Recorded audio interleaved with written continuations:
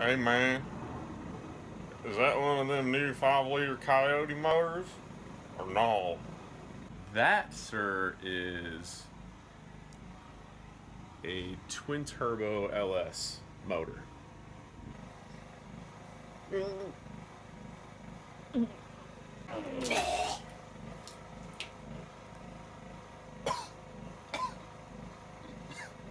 Sorry for it, guys. I'm just serious. All right, man. So where are we at? We have gotten our turbo headers mounted.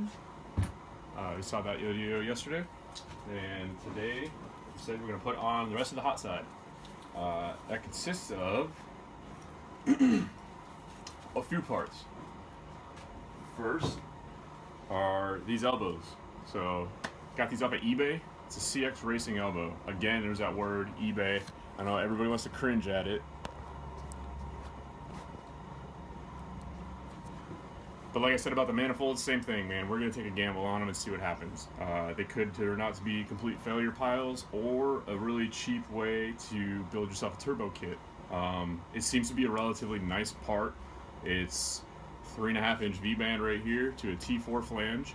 I cut out the hole here to mount the wastegates. You'll see how that fits once it's on the car. It's all stainless steel construction. The V-bands it comes with are pretty decent, and actually comes with the indexing ring. So you get, for I think like 60-70 bucks, something like that, shipped to your house. You get 2 of them, stainless steel, V-band, with the other side and the clamp, and everything you need. The holes are threaded. They kind of appear to be, I don't know, not that great a thread, so we'll see how they hold up. I actually bought longer bolts to punch all the way through, and yeah, we're gonna put lock washers on the back of that and make sure they don't walk out. We're gonna stick on here the elbows. They just go on there with a V-band. It's real simple. This is the part where I try to remember which way everything was clocked. So where did I put the gaskets? Hey man, y'all seen them turbo gaskets laying around or no? It'd be a lot cooler if you did. Check out those Yeti hands. What's up? One thing I forgot to do, because I'm an idiot, is I, for some reason, only bought 4 bolts. So we're only gonna put this on with 2 for now. But what I did is, because I don't trust the threads that are in this Chinese elbow from CX Racing, I bought hardware that's longer that will go all the way through, and I can put a lock washer and a nut on the back. But it appears this is a different thread. So we're gonna drill those out.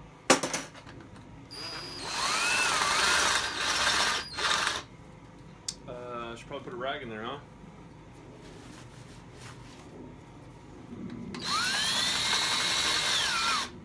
One thing a lot of people don't realize when you're drilling out stuff, especially like stainless steel, which is super hard sometimes, and you can really burn up drill bits, make sure you lubricate your drill bit.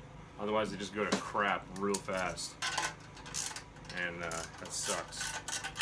Drill bits are not cheap. I wonder if I should put them the other way. Put them the other way. Look a little better.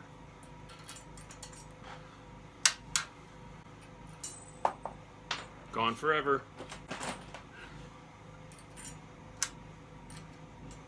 So I'm just gonna put 2 on there because, like I said earlier, I'm dumb.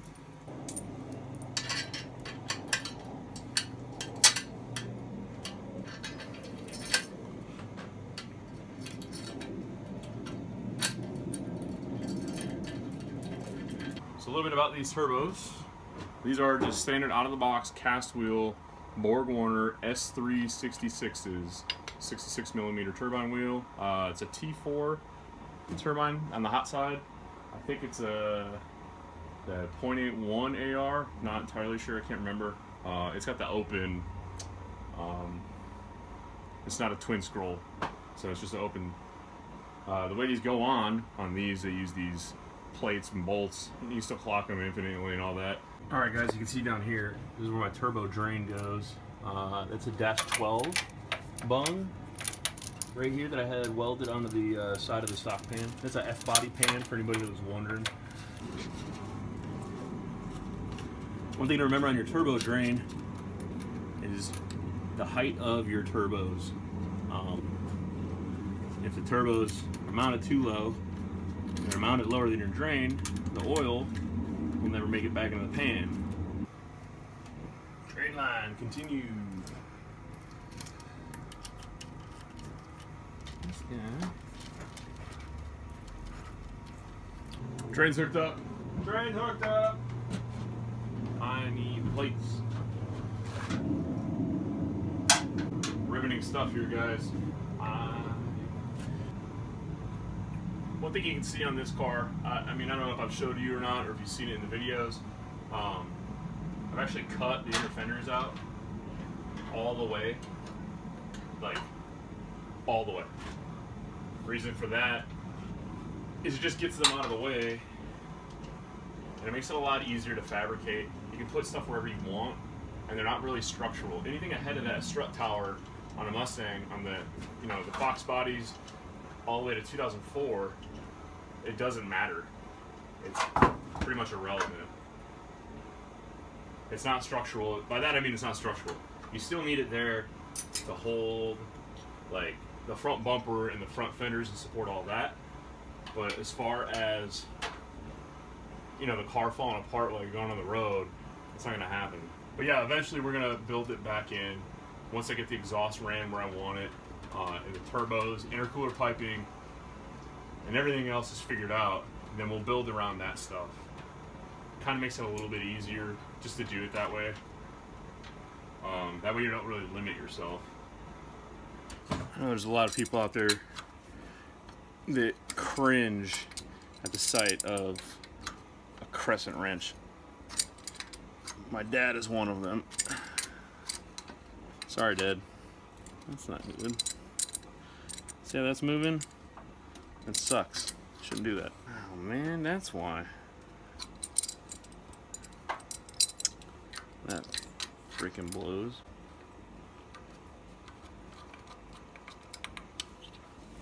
Okay. So, what we got going on, the fitting for the drain is hitting that nut, that bolt, excuse me, right there, so I can't tighten it up anymore. So let me fix that.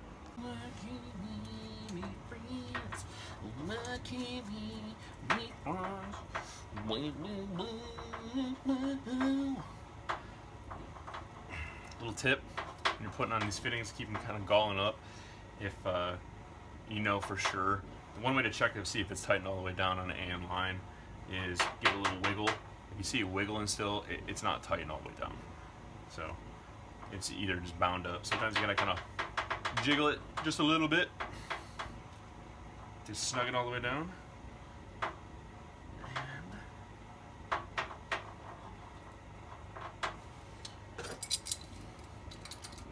Remember guys, these are aluminum.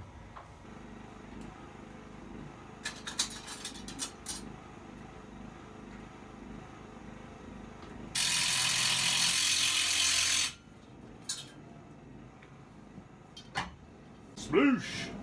Let's throw a wastegate on. Wastegate time! This is the JGS 400R V-band wastegate. Why are these really cool?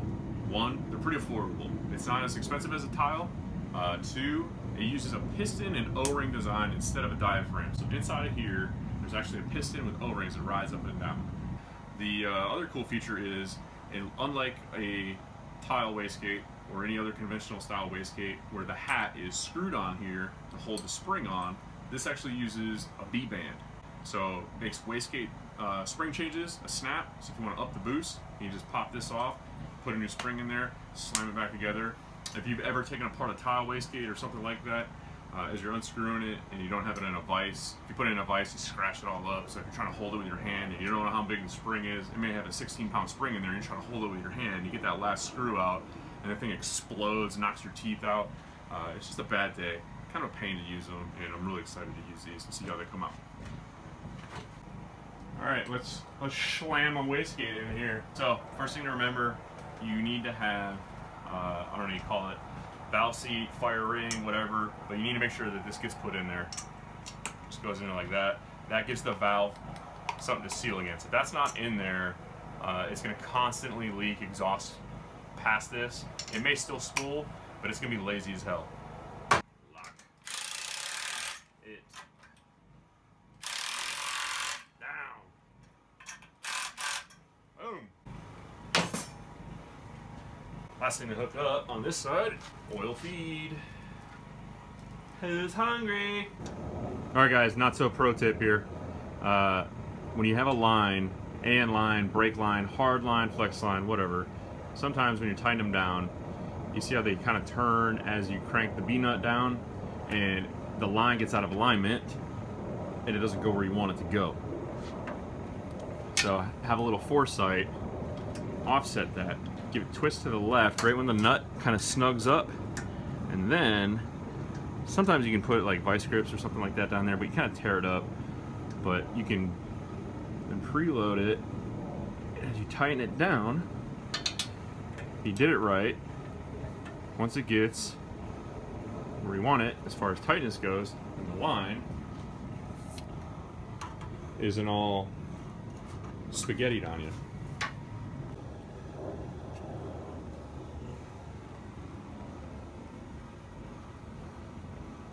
There you have it. Completed hot side for the twin turbo LS powered 04 Cobra project.